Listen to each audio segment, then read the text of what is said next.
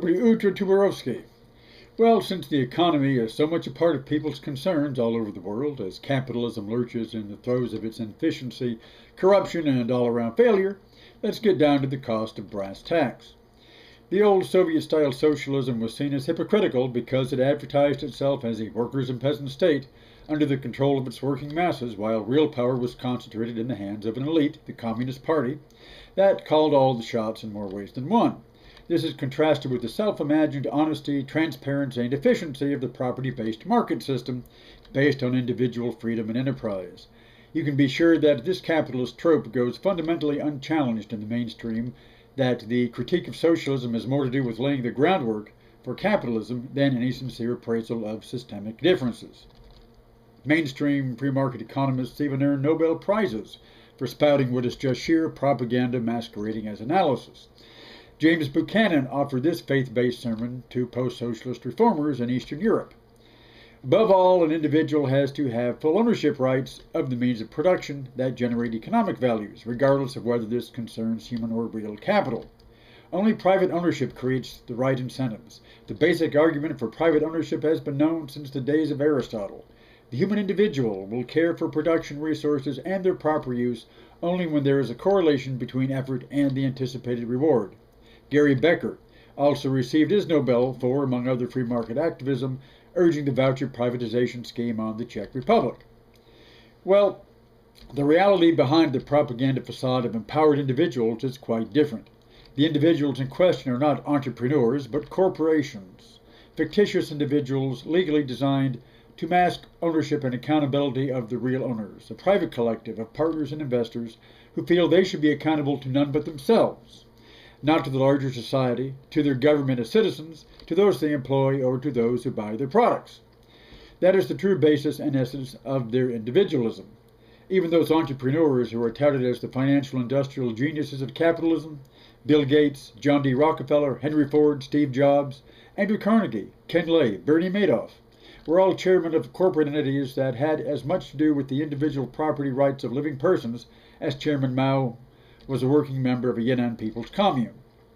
So individualism in really existing capitalism, to borrow the old Soviet bloc phrase of really existing socialism, is something quite different in practice than the propaganda tropery of Hayek and von Mises, Buchanan, Becker, Friedman, and etc. Their theories are, by intent or not, and I think by intent, designed to conceal this reality. To begin with, there are many number of property types that run the line from state to corporate ownership. Mixed economies based on the Scandinavian model of employee co-ownership, or the old Yugoslav model of worker self-management, or even Polish Solidarity's original formula of the self-governing workers' republic, were creative attempts to split the difference. These are rejected by the Friedmanites precisely because of their mixed nature. Just as Trotskyism led to fascism, according to Joseph Stalin, so the social market inevitably leads to state collectivism and gulags, according to Uncle Milty. Such deviations have to be broken. And much of the blood flowing in the breaking of the old Yugoslavia, for instance, was due not just to nationalism, but to the destructive integration of its locally directed social economy into the European market system.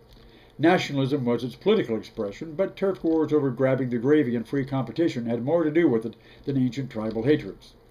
In practice, we see the corporate capitalist system functioning exactly as Marx predicted 160 years ago, deriving its wealth and power from transferring property, land, and capital from smallholders, from individual citizen tradesmen, artisans, farmers, shopkeepers, and householders, into the hands of legally contrived, concentrated economic entities. In Marx's words, destroying property for the majority and pushing them down into the proletariat. The U.S. mortgage crisis of the last half-decade is a graphic, literal illustration of this process. The capitalist system thus needs religious men like Romney to complete the picture, faith-based economy that, like God, loves the poor because it creates so many of them. And, like most religions, capitalism needs human sacrifice to continue. It's parasitic, cannibalistic, and ultimately self-destructive. You'll say the same applies to other utopian ideologies, but you don't live in Stalinist Turkmenia in 1935, do you? So your angst to state collectivism has nothing to do with the reality in which you do live. The only thing that saved corporate capitalism from its genetically wired suicide was massive state intervention in the 1930s.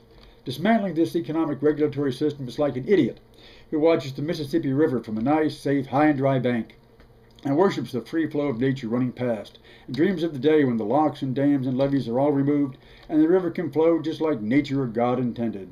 Born free as the grass grows, as free as a roaring tide, until the damn thing floods and destroys everything in its path, his silly ass included, and he's shaking his fist from the top of his roof at the state for not doing its job to protect his idiot self.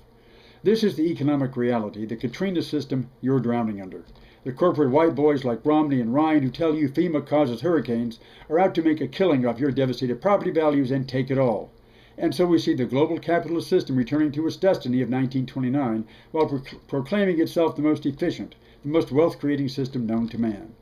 Well, just remember that this prosperity and efficiency is not made for you, to empower you as an individual citizen, politically or economically.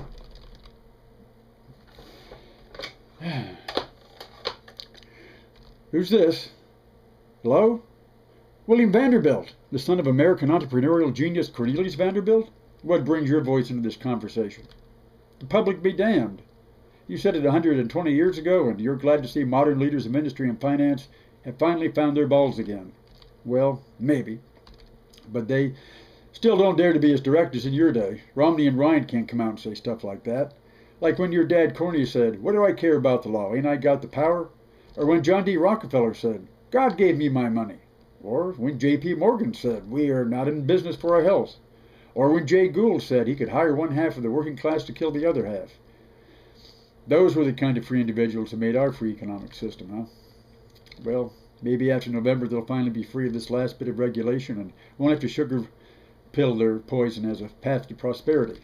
Feed the masses on shit and make them like it. America is a giant mushroom farm.